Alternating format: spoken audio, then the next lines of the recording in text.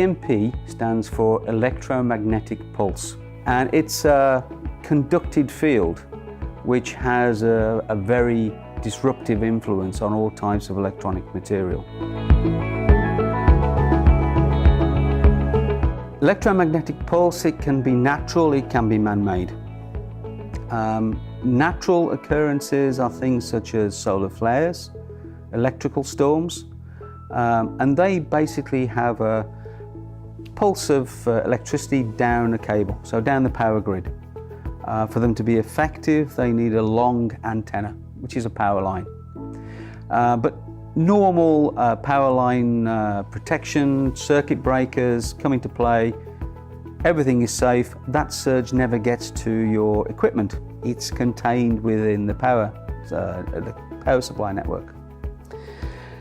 EMP can be man-made, and there are various ways of generating man-made EMP. As I said earlier, the first example was from a nuclear detonation, and that's known as nuclear EMP.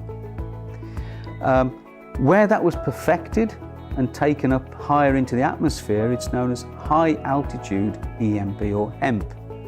And that's where the detonation takes place high up in the atmosphere, and it covers a huge area. On a lower level, there are battlefield munitions fired through howitzers that are designed to generate EMP. And going down even further now, there are a number of man-made portable EMP generators. They could be drone-based, they could be based on the back of a vehicle, or even in an airplane, down to little devices which are no bigger than a carry-on suitcase. Because if you are going to design any type of defense against EMP, you have to test it. And so there are a number of small portable testing units which, if they fall into the wrong hands, can be very dangerous and very useful if you are a terrorist, or if you are an unhappy customer of an organization, or you are just bent on causing havoc and chaos. The effects of EMP were first discovered back in the 1960s.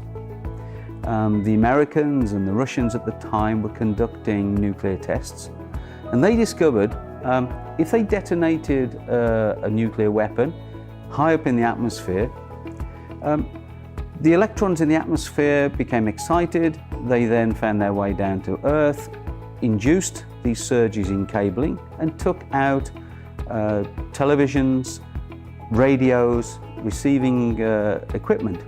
And then they came upon the idea that this could be a weaponized threat. So they have developed, and other nations as well, have developed nuclear devices which generate EMP. So that is one.